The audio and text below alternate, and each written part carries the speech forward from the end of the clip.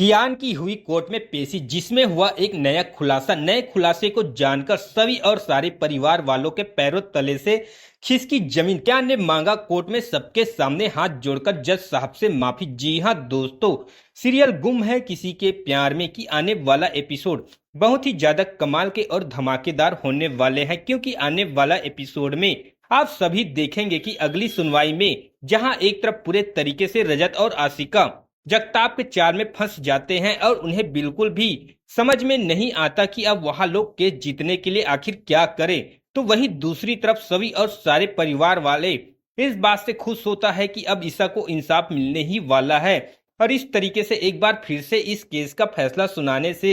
ठीक पहले रजत का वकील जबरदस्ती फिर से कोर्ट में अगली सुनवाई की अर्जी ले लेता है, जिससे कि यह कोर्ट यह तय करती है कि अगली सुनवाई में इस मामले का पूरा फैसला कर दिया जाएगा। और फिर इस तरीके से फिर रजत, आशिका और सभी लोग बहुत ही ज्यादा घबरा जाते हैं और उन्हें समझ में नहीं आता है कि अब वो लोग क्या करें। तो वहीं दूसरी तरफ इस बात की खबर कियान को भी लग जाती है कि आशिका और रजत इस कोर्ट में केस को हारने वाले हैं और अब बहुत जल्द पुलिस उसकी मम्मा यानी कि आशिका को हमेशा हमेशा के लिए जेल में डाल देगी, जिससे कि वह बहुत ही बुरे तरीके से डर जाता है और फुट फुट कर रोने लगता है। और सबसे पहले तो वह अपने आप को कमरे में बंद कर लेता है, जिसके बाद रजत और आशिका दोनों कियान को बहुत ही ज्यादा समझाने की कोशिश करते हैं और दिलासा देते हैं और यह प्रॉमिस करते हैं कि वह चिंता न करे, रजत किसी भी कीमत पर आशिका को जेल के अंदर नहीं जाने देगा। और फिर इस तरीके से मामला रजत जैसे तैसे उस समय संभाल लेता है।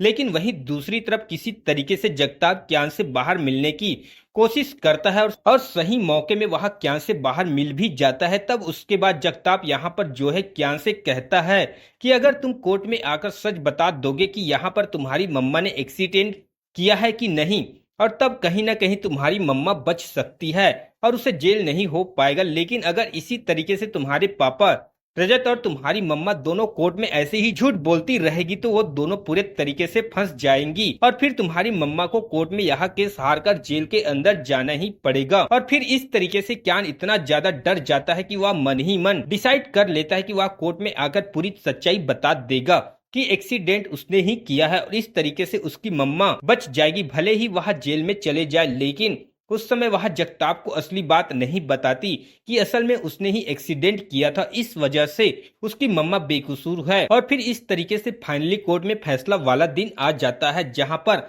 ऑलरेडी फैसला जगताप के पक्ष में झुका हुआ दिखाई देता है। लेकिन फैसला से पहले पूरे तरीके से मामले को फैसले के अपने पक्ष में करने के लिए जगताप कोर्ट में कियान को पेश करने की रिक्वेस्ट करता है और जगताप के इस रिक्वेस्ट से रजत, आशिका के पैरों तले से जमीन खिसक जाती है और उन्हें बिल्कुल भी विश्वास नहीं होता कि ऐसा कब और कैसे हो गया। भला कोर्ट में कियान कैसे पहुंच गया। फिर जगताप के बुलाने पर कियान कटघरे में चला आता है और फिर रजत और आशिका पूरे तरीके से घबरा जाते हैं, जिसके बाद जगताप कियान से सच कहने के लिए बोलता है। जिसके बाद जैसे ही कियान उस रात की असली हकीकत सभी लोगों के सामने बताने वाला ही होता है कि ठीक उससे पहले ही खड़े होकर रजत उसे रोक लेता है, क्योंकि रजत के पास तब तक एक ऐसा सबूत आ जाता है जिससे कि वह पूरे तरीके से यह प्रूव कर सकता था कि आशिका उस दिन एक्सीडेंट वाली जगह पर मौजूद नहीं थी। जी हाँ दोस्तों, जिगर के जरिए तारा को एक फोटो मिलता है और वो फोटो तारा ठीक उसी समय पर लाकर रजत को दे देती है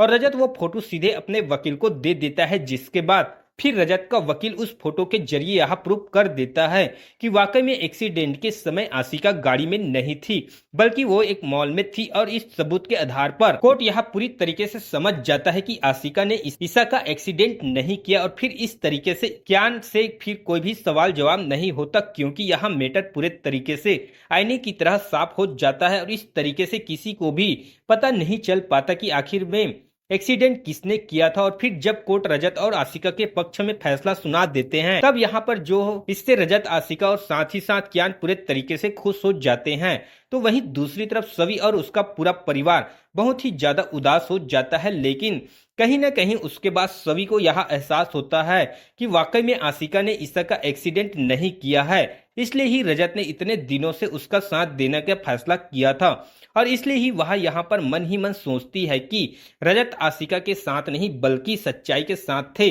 और इस बात से वह मन ही मन बहुत ही ज्यादा खुश हो जाती है। फिर इस तरीके से सभी लोग अपने अपने घर चले जाते हैं और घर आने के बाद सभी लोगों से कहती है कि अब उसे रजत से कोई भी गिला शिकवा नहीं है, क्योंकि उसे पता चल गया है कि वह गलत का साथ नहीं दे रहा था बल्कि सच्चाई के साथ दे रहा था। तो वहीं दूसरी तरफ आशिका और क्यान दोनों मिलकर बहुत ही ज्यादा इमोशनल होते हुए रजत का धन्यवाद करते हैं, जिससे कि रजत की यहाँ पर जो है क्यान से कहता है कि तुम जिंदगी में चाहे किसी भी मुसीबत में क्यों ना फंस जाओ, तुम्हारे पापा के होते हुए तुम्हारे ऊपर कोई भी आंच नहीं आएगा। इस तरीके से क्यान पहली बार खुशी से रजत को गले से लगा लेता है, जिससे कि रजत बहुत ही ज्यादा खुश हो जाता है। इसके बाद फिर रजत सीधे वापस अपने घर पर चला आता है। तो आपको क्या लगता है दोस्तों, अब इस कहानी का अगला मोड़ क्या होने वाला है? अपनी राय कमेंट में जरूर बताएं। साथ ही वीडियो को लाइक करके चैनल को सब्सक्राइब जरूर कर ले दोस्तों। मिलते हैं आपसे अगली वीडियो में।